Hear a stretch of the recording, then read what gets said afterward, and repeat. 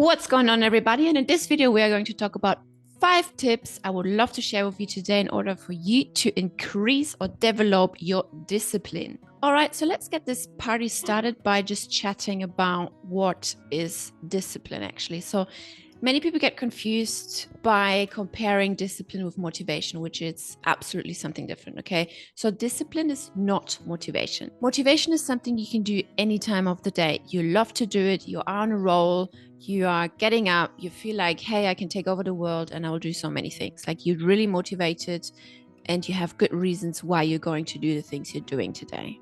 When you're motivated, you're typically in a good mood and it's also fun to do something. You really enjoy to do something, okay? Discipline, however, is something you do when you really don't feel like it. When you do something without the motivation behind it. You get up in the morning and you feel like, oh, you really don't want to do it. Or you feel a little bit sick or something happened in your business, in your life. You feel so demotivated and you just really want to screw it all and you do it anyway. That is called discipline. And really, guys, it's really what gets you through the hard days, what eventually will get you there. Everyone can get stuff done when they're motivated, but not everyone can get stuff done if they're not. And it's your job to develop discipline so that you can eventually get there, wherever that may be for you. So let's talk about tip number 1. Eliminate distraction and temptation. You know the saying, opportunity makes a thief. So yeah, that's the same when it comes to actually practicing to saying no. If you want to eat healthier, for example, well, you will automatically eat healthier if you don't go to the store, buy snacks and store them all in your cupboard, okay? So you're like decreasing the chances for you to get up after whatever time, like 8 p.m. when you get the munchies, right? Oh, you really feel like a bag of crisps and you don't have it in your cupboard. That decreases the likelihood that you actually eat really unhealthy. That eliminates the temptation. So if you have something stored in your home, that increases the likelihood that you get up, go downstairs to the kitchen cupboard, grab that bag of crisps and just shovel it in, right? Like if you don't have anything in the first place, you won't get up and go to the cupboard because you can't get anything from there, right? Also, maybe you get the munchies really late and shops are closed. If you're lucky, shops are closed and you're not going to go anywhere to buy crisps, for example. Or even if the shops are open, right? The likelihood that you get up from your couch, from your bed, from your desk, whatever you're doing at the moment, and then go to the shops, like put in the effort, get into the car, drive all the way to the shops, pay the person behind the counter, grab that bag of crisps and go home again. Like it takes a lot of effort to do that particular thing. So you will think about it twice. Is this actually really worth it for me to go and eat unhealthy food? The same thing goes for social media, right? If you want to stop the mindless scrolling, and we can all agree we are addicted in one way or the other, right? You really need to take control over that. We don't do this mindless scrolling. I cannot tell you the amount of time I sometimes pick up my phone and try to look at my social media without me even realizing it, right? So what I've done is I've installed an app called the app blocker, which allows me to block all my social media apps for the whole day. Okay, so even if I subconsciously went and grabbed my phone in the past to look at my phone, it would block Instagram, Facebook, whatever I was trying to do, right? And then at the end of the day, it will even give you a report which shows you how many times you've tried to access the apps. And that will really like make you think, wow, am I that addicted? Like at the end of the day, if you really look at your phone, you're like, I've tried to access social media apps for no particular reason whatsoever 92 times today. That's very sad, okay? So even like you can go even a step further and just get rid of all your social media apps. Just delete them off your phone, okay? So if you're not working from it or if you don't have to answer messages or things like that, right? Just get rid of it and delete it completely. If you don't want to delete it, then App Blocker is an app you could install. It's also free. I put the link in the description below. And yeah, you can check it out and test yourself. See for yourself how many times you actually try and go onto social media without consciously wanting to do it. Tip number 2, adapt a new identity. For example, an athlete. People naturally want to act according to their past decisions. Imagine this scenario. You're at the party and you're trying to quit smoking, right? The next guy comes along and offers you a cigarette. What are you going to say? You're like, oh, no, sorry, I'm currently trying to quit. I can't take it, right? The next thing you know, he's like, come on, one want harm, or whatever people say in order to convince you to then make them feel better about their own situation, to give them company, right? Versus your other answer could be, if you had taken on a new identity and you would say like, hey, I am now an athlete, I'm going to train for Ironman or whatever it is, right? And obviously smoking and training for a big marathon or Ironman, things like that isn't going to work together. So now you identify yourself with, I'm an athlete. So your answer to if someone comes by and offers you a cigarette could be, no, sorry, I don't smoke, I'm an athlete. Immediately, that changes the whole perspective, right? So the likelihood that you're going to resist that cigarette is a lot higher if you identify yourself with, hey, I am an athlete, rather than, oh, I'm just trying to quit. It's like that kind of self-talk, that identity, what you tell yourself, what you are right now. Does that make sense? And I think I learned this in the book called The Buddha and the Badass from Vishen Lakhiani. You should go and check it out. It's amazing. Tip number 3, what is actually your why? This is like the number one thing you need to have figured out from the very start. Like, knowing your why is like your inner GPS, knowing your core values, know why you're doing the things you do, what is the end result at the end of the tunnel, right? Like that is like your inner GPS, and that will lead you eventually towards the end goal. It will also help you to make decisions along the way if you know your why, if you know your core values, and if you know what you stand up for, what you don't stand up for, and why you do the thing you do. Yes, it's great to make money in business. Obviously, that's the point of a business to exist, but it's also vital to know why, the deeper reason why. Like, what is that for you? Think about it for a moment. If you haven't figured out just yet, sit down, really journal on it if you like, or create a vision board, whatever it is. Like, what is the deeper reason why you want to achieve financial freedom, for example? What else does this give you apart from money? I mean, money is just a resource to do what, right? What is that for you? Like, what are you going to do? Are you going to support your parents, your elderly parents, because they can't live off their pension because it's too low? Or maybe your kids, you support your kids to go to better school, or maybe whatever it is, you want to donate to your favorite charity, or maybe you want to pay off some debt and then eventually feel less stressed in life so that you then can do the things you actually enjoy. Maybe you want to quit your 9-to-5 because you really hate it and you're unhappy all the time, and the point of life is not being unhappy all the time, right? What is the deeper why for you? And always keep that end goal in mind. Your why should be bigger than anything else out there, because when the hurdles come, when you have these difficult situations and the discipline needs to kick in, like you need to have that muscle built, right? Then you're like, oh, remember, why are you doing the thing you're doing?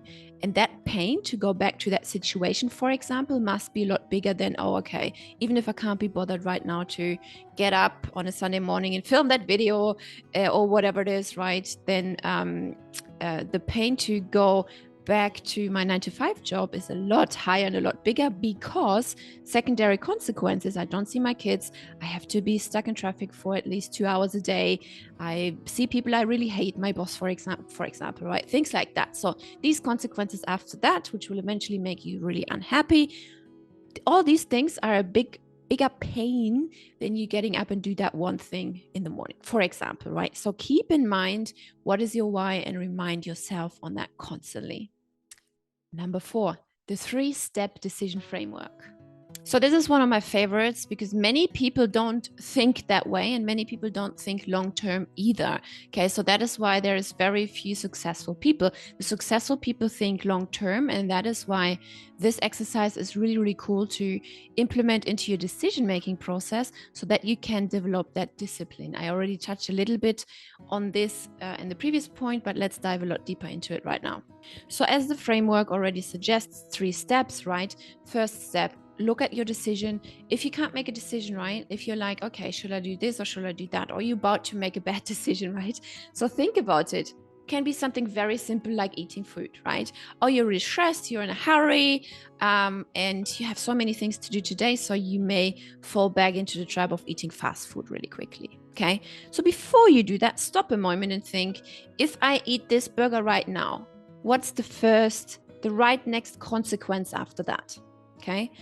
Again, many people only not even think about the next consequence, right? But some people do, and they're like, okay, if I eat this burger now, I feel really tired after, and I feel really unproductive. I get brain fog, I can't concentrate on work anymore, and that is it for me today. Okay, so tired. Okay, great. So maybe some people take that as a payoff and then they just eat the burger. But what's the secondary consequence? Think about this. So the secondary consequence in this example would be, if you eat that burger now, yes, you feel tired, unproductive, and brain foggy, right? And then the next consequence would be you wouldn't be able to finish the project today in time. So what does that mean? You will potentially lose the customer, or your customer would be really unhappy. And if you just deliver late, they would just next time go to somebody else who knows where they know they can deliver on time. Secondary consequence, right? Now, what's the third consequence after the secondary consequence? The third consequence, as an effect of the second one, your clients going somewhere else, giving the job to somebody else, right, means you won't have revenue coming in. You lose that kind of revenue, which then results into you not maybe being able to pay the bill, you're not being able to pay your employees, etc., which creates this whole after effect, which you really, really want to avoid. Okay, so that is the 3-stage decision-making framework I learned from one of my mentors, and I really try to follow it all the way. Not always, but I really try to follow it because it's so effective, right? So let's look at the positive things as well. So let's say you can't decide if you go and work out or not. So if you would go and work out, right, you would feel happy, you would feel those endorphins rush through your body, and you would feel really energized after. And it's a lot easier for you to tackle your workload of the day. So that's the consequence, the first consequence. Feeling energized, feeling amazing after, so that you can finish that workload, right? So as a consequence, as that first decision of going to the gym, doing that workout, feeling energized and finishing off that workload, right? As a consequence, you'll be able to rest properly tonight without feeling guilty. Hey, I haven't done my job. I didn't finish the thing, right? And start fresh tomorrow with excitement, because you just created that habit of finishing things, which makes you feel happy. Progress equals happiness, right? And as a result of that, you will feel excited for tomorrow, which means you will show up in a completely different way. You will show up excited to crush it tomorrow.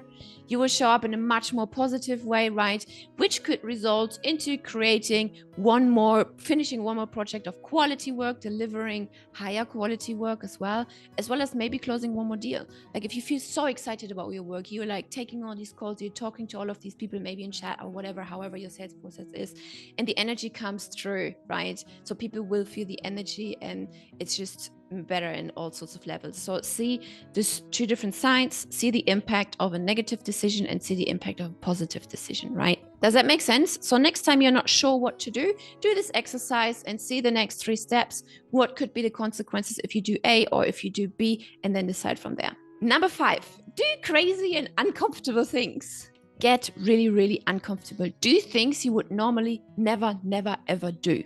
Really get out of your comfort zone and then push yourself to new levels. And this is not just in business. This can be in any kind of area in your life. This can be in fitness, in dating, in romantic relationships, yada, yada, yada, right? So what I used to do in the past, I will give you a few examples what I've done in the past in order to create that discipline muscle, in order to really practice, push myself through really difficult situations on purpose. I remember the first thing I did is I had a really tough time in business in 2014, and I was doubting myself as an entrepreneur. Really, am I really born for this? Can I really do this? This kind of stuff, what comes up at the beginning, right? And then I was like, okay, screw it. I'm going to do this crazy workout called Insanity. It's the craziest thing I've ever done when it comes to workouts.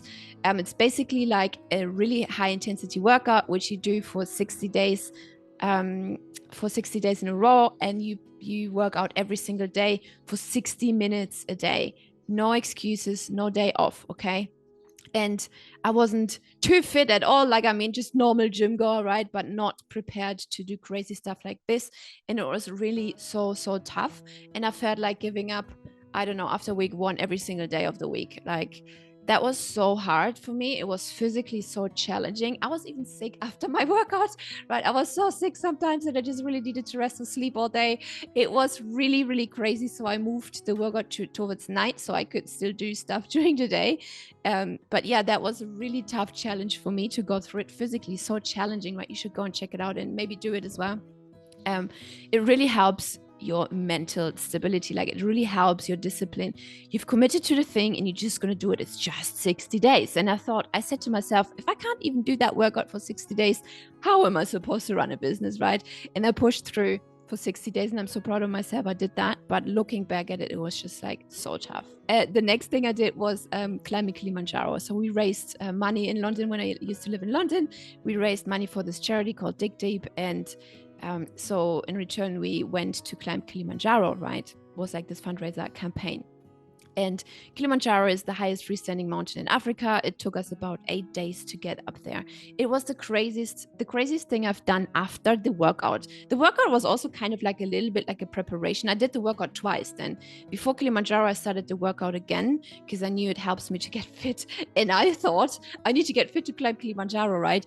Actually, that is also a crazy thing to think, because climbing that mountain is actually 80% mental game and 20% just physical game. Many smokers climb up Kilimanjaro and with no problem, because that's just how their lung has been trained to operate and to work. Because the higher you get, the thinner the air gets and the more difficult it gets for you to actually breathe. It was a brutal experience.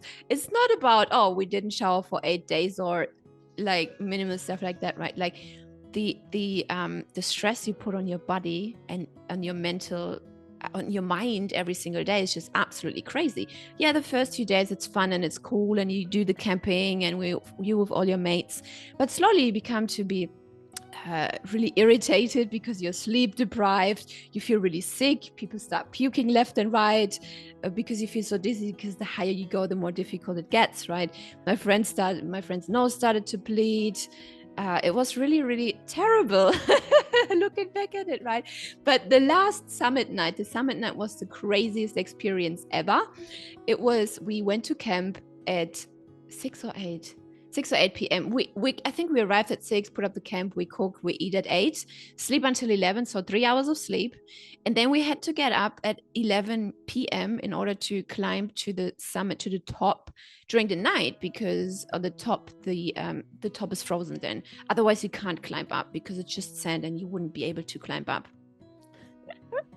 Not only the summit is frozen, also my feet and my toes were frozen. So imagine this: you haven't slept in 8 days properly, okay? You haven't had a shower, food is pretty meh, you have really hard difficulties to breathe, okay? You don't really want to drink too much because you need to pee. That means it's really cold to pee, there's no toilet, things like that, right? And then you're trying to walk on frozen toes up that mountain. Like, that was the craziest thing ever. Comparing this then to insanity workout is like nothing.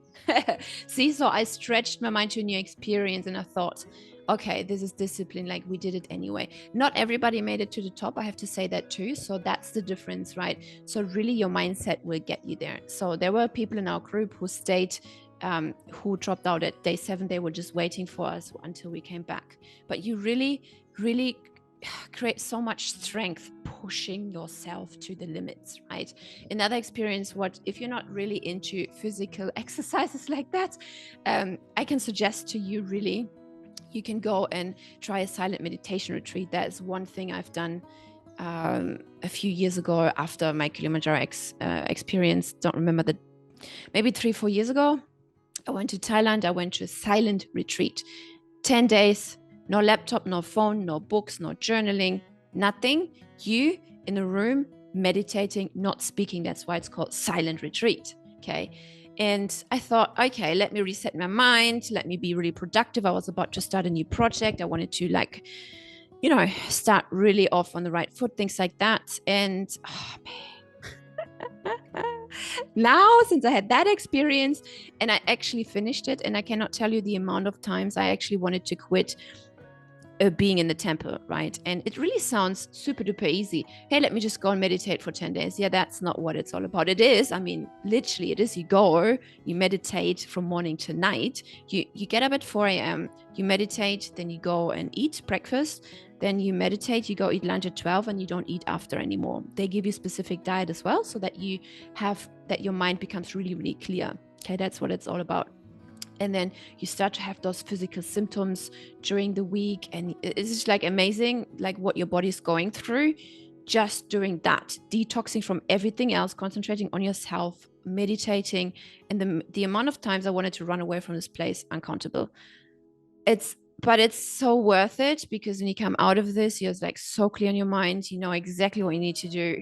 It's like, that's new level. And I can tell you guys, I can promise to you that was more difficult than climbing Kilimanjaro. Again, like that was a new stretch for me as well. And I'm so proud of myself that I stayed those 10 days, because again, also many people just run away. Actually, many people don't finish that experience in the temple, because it's crazy. You're already in there, and you have to basically face all your things, you know, and yeah, you can choose. Either you go through it, you work on it, or you run away. So there's two options, right? And since you're here to learn how to increase your discipline muscle, how to develop that discipline muscle, if you choose to go to a temple, Vipassana retreat is called, you can go there. It's based on donations, so money is not an excuse here. Go and do it, right? Go and absolutely do it and experience this. So now I want you to go away and think about yourself. What's next on your agenda?